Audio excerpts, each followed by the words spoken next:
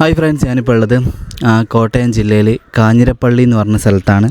ഇവിടെ വന്നത് മനോജിനെ കാണാനാണ്. മനോജിന് 42 വയസ്സാണായത്. നല്ലൊരു വധുവിനെ നമുക്ക് കണ്ടെത്തണം.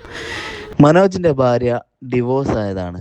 അപ്പോൾ 2 മക്കളുണ്ട്. ഇപ്പോൾ ഡിവോഴ്സൊക്കെ ആക്കി അവർ വേർപെട്ടതാണ് കേട്ടോ. അപ്പോൾ കാര്യങ്ങളൊക്കെ മനസ്സിലാക്കിയിട്ട് വരുന്നൊരു പാർട്ട്ണറെ കണ്ടെത്താൻ വേണ്ടിയാണ്. നമുക്കവരുടെ വീട്, ചുറ്റുപാട്, അവരുടെ കാര്യങ്ങളൊക്കെ അറിയാം. ഓക്കെ, 2 മക്കളാണ് കേട്ടോ മനോജിനുള്ളത്. ഇവർ രണ്ടാളാണത്. ഓയ്, എന്താ പരിപാടി? എൻ്റെ പേരെന്താ? മാധവ്. നിൻ്റെ പേരോ? മഞ്ജിമ. ഇവർ രണ്ടാളുമാണ് മനോജേട്ടൻ്റെ മക്കള്.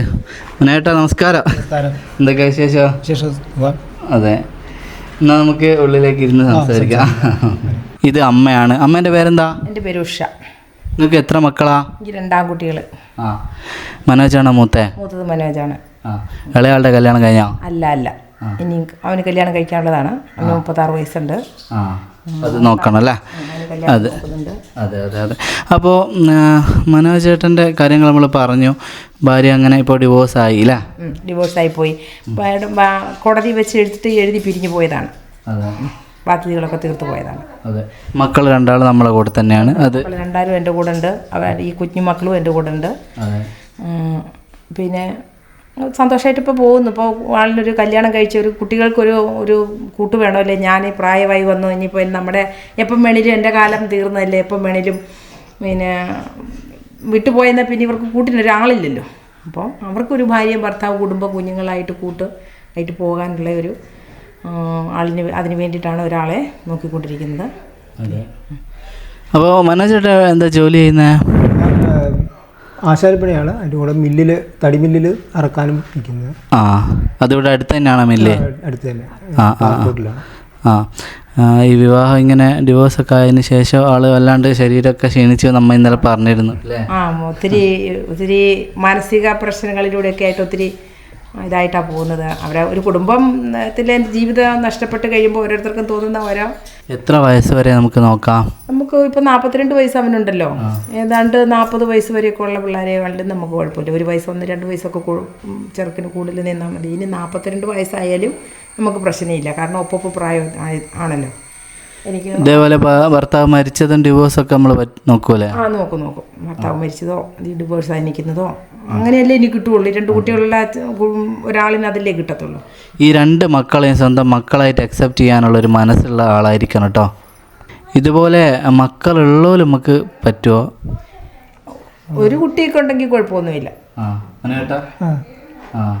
ഒരു മക്കളൊക്കെ ആണെങ്കിലും നമുക്ക് കുഴപ്പമൊന്നുമില്ല അല്ലേ? ഇല്ലാത്തത് വരണമെന്ന് പറഞ്ഞാൽ ഈ 2 കുഞ്ഞുങ്ങൾ ഇവിടെ ഉള്ളപ്പോൾ ഇല്ലാത്തത് വരണമെന്ന് പറഞ്ഞാൽ ബുദ്ധിമുട്ടായിരിക്കാം ആൾക്കാർക്ക്. ഇപ്പോൾ 2 കുഞ്ഞുങ്ങൾ ഇവിടെ ഉണ്ടല്ലോ. അപ്പോൾ നമുക്കൊരു കുട്ടികളെ കൂടി ആ കുട്ടിക്കും ഇപ്പം ഡിവോഴ്സ് ചെയ്യുന്ന സമയത്തിൻ്റെ കുട്ടിയുണ്ടെന്ന് പറഞ്ഞാൽ നമുക്ക് ബുദ്ധിമുട്ടൊന്നുമില്ല. നമ്മുടെ പിള്ളേരുടെ കൂടെ അതും കൂടെ കൂടി വളരും, അത്രയേ ഉള്ളൂ. ഈ ഹിന്ദുക്കളിൽ ഏത് ജാതി, ഏത് ഇതായാലും കാസ്റ്റായാലും കുഴപ്പമില്ല. നമ്മൾ ഈഴവരാണ്, SNDPക്കാരാണ്. ഇനി ഹിന്ദുക്കളിൽ ഈ ഹിന്ദു ആയിട്ടുള്ള ഏത് സൈസാണെങ്കിലും നമുക്ക് ഏത് കാസ്റ്റായാലും നമുക്ക് പ്രശ്നമൊന്നുമില്ല. മനോട്ട് എത്ര വരെ പഠിച്ചേ? ഞാൻ 9 വരെ പഠിച്ചിട്ടുള്ളൂ. 9 വരെ അല്ലേ? അപ്പോൾ നമുക്ക് നല്ലൊരാളെ കണ്ടെത്താം. പക്ഷേ നിങ്ങൾ വല്ലാണ്ട് അങ്ങനെ വിഷമിച്ച് നിൽക്കരുത് കേട്ടോ. ഈ 2 മക്കളില്ലേ, അവർക്ക് എത്താണല്ലേ നിങ്ങൾ. അപ്പോൾ നല്ല ഉഷാറായിട്ട് നിൽക്കണം. കല്യാണമൊക്കെ നമുക്ക് അങ്ങ് വരും. ഓക്കെ, നല്ലൊരു ജീവിതം കിട്ടട്ടെ, നല്ലൊരു പാർട്ട്ണർ വരട്ടെ. അപ്പോൾ തീർച്ചയായിട്ടും നിങ്ങൾ എല്ലാവരും ഒന്ന് കൂടെ നിൽക്കണം. വേറെ അമ്മക്ക് എന്തെങ്കിലും പറയാനുണ്ടോ? എനിക്ക് പ്രത്യേകിച്ചൊന്നും പറയാനില്ല. ഈ കുഞ്ഞുങ്ങളെ ചേർത്ത് പിടിക്കുന്ന, അല്ലെങ്കിൽ നമ്മുടെ മക്കളെ എന്ന് ഒന്നിച്ച് നിൽക്കുന്ന ഒരു മനസ്സുണ്ടായിരിക്കണം. അതാണ് ഏറ്റവും അത്യാവശ്യമായൊരു കാര്യം. അതാണ്. അനിയൻ എന്താ ജോലി ചെയ്യുന്നത്? അനിയന് ദുബൈയിലൊരു സ്കൂളിൽ ഈ പിള്ളേരെ നീന്തൽ പഠിപ്പിക്കുന്ന ടീച്ചറായിട്ട് നിൽക്കുന്നു. മനോജിൻ്റെ അച്ഛൻ മരിച്ചിട്ട് തടിവെട്ടുകാരനായിരുന്നു. പുള്ളി മരത്തിൽ നിന്ന് വീണ് മരിച്ചതാണ്. 26 വർഷം കഴിഞ്ഞു മരിച്ചിട്ട്. അന്നു മുതൽ പിന്നെ ഞാൻ വീട്ടിലെ കാര്യങ്ങളും ഒക്കെ ആയിട്ട് നിന്ന് മക്കളുടെ കല്യാണം താമസിച്ച് പോയതിൻ്റെ കാരണം എന്ന് വെച്ചാൽ ഞങ്ങൾക്കൊരു വീടായില്ലായിരുന്നു. വീടൊക്കെ ആയി വന്നപ്പോഴത്തേനും പ്രായം കൂടിപ്പോയി. അതാണ് താമസിച്ച് വന്നത്. അല്ലെങ്കിൽ നേരത്തെ കല്യാണം കഴിച്ച് പോയതിന് പെൺപിള്ളേരുണ്ട് ഇവിടെ. പക്ഷെ ഉണ്ടായിരുന്നു എല്ലാവരും.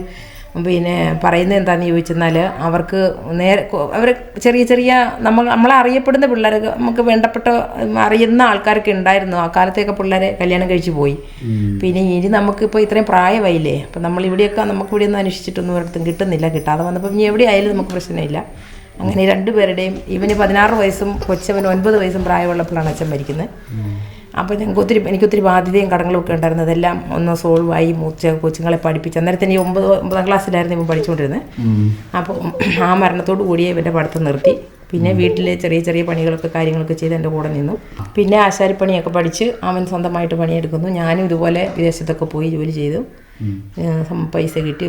അതെല്ലാം ഞങ്ങളൊന്ന് സെറ്റായി വന്നപ്പോഴത്തേനും പിള്ളേരുടെ ഈ കല്യാണം കഴിക്കുന്നതായ പ്രായം കഴിഞ്ഞ് പോയി വന്നപ്പോഴത്തേനും 10, 28, 30 വയസ്സൊക്കെ ആയിപ്പോയി പിള്ളേർക്ക്. ഇപ്പം മൂത്ത ആൾ കെട്ടാതെ ഇളയതിന് കെട്ടാൻ പറ്റാത്തതുകൊണ്ട് അതും അങ്ങനെ നിന്നു. അങ്ങനെയാണ് ഇളയതിൻ്റെ സമയം ഇങ്ങനെ കഴിഞ്ഞു പോയത്. അതെ.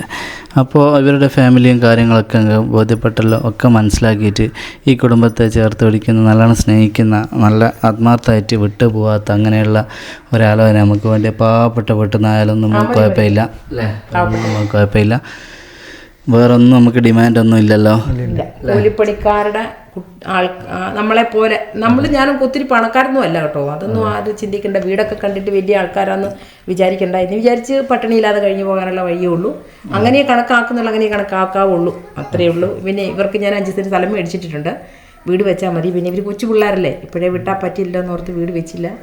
ഇവരുടെ ആവശ്യം വരുന്ന സമയമാകുമ്പം അവിടെ വീട് വെച്ചിട്ട് അവിടെ താമസം വേണം. അങ്ങനെ മാറണമെങ്കിൽ മാറാം, ഇല്ലെങ്കിൽ ഇവരെ കാണുള്ളൂ. ഇവിടെ ഞാനും എന്തെങ്കിലും ജോലിക്ക് ഇനി ഇവിടെ എനിക്ക് പറ്റുന്ന പരിപാടിക്ക് ഞാൻ ഇനിയും പോകുന്നുണ്ട്. പിന്നെ അവരെ ഇവിടെ ആയിട്ട് കാണുള്ളൂ. ഞാനിവിടെ സ്ഥിരമായി വന്നതിന് ശേഷം മാത്രമേ അവിടെ വീട് വെച്ച് മതിയെങ്കിൽ അങ്ങനെ, അതെല്ലാവർക്കും അവിടെ വീട് വെച്ച് വേണമെന്നുണ്ടെങ്കിൽ അങ്ങനെ വീട് വെച്ച് കൊടുക്കും.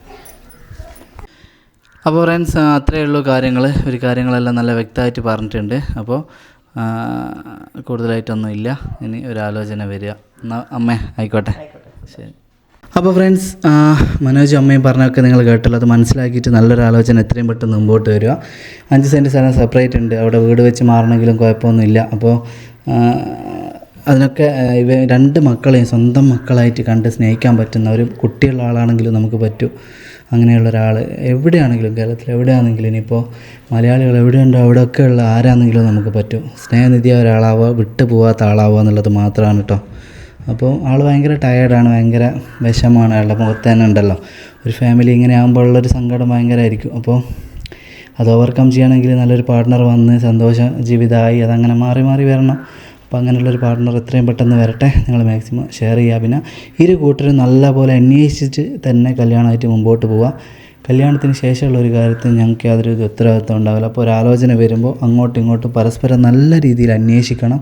നമ്മുടെ ഒരു പ്ലാറ്റ്ഫോം മാത്രമാണ് ഇങ്ങനെ കണക്ട് ചെയ്ത് കൊടുക്കാനുള്ള, അതായത് ഇങ്ങനെ ഒരാൾ ഇന്ന സ്ഥലത്തുണ്ട് ആളുകളെ അറിയിച്ച് അവർക്ക് ആലോചനകൾ വരുത്തുക എന്നുള്ളൊരു പ്ലാറ്റ്ഫോമാണ്. അപ്പോൾ ബാക്കി നിങ്ങൾ തന്നെ അന്വേഷിച്ച് ആലോചിച്ച് ചെയ്യണം കേട്ടോ. ഓക്കെ, അപ്പോൾ ശരി, എന്നാൽ എത്രയും പെട്ടെന്ന് കല്യാണം നടക്കട്ടെ.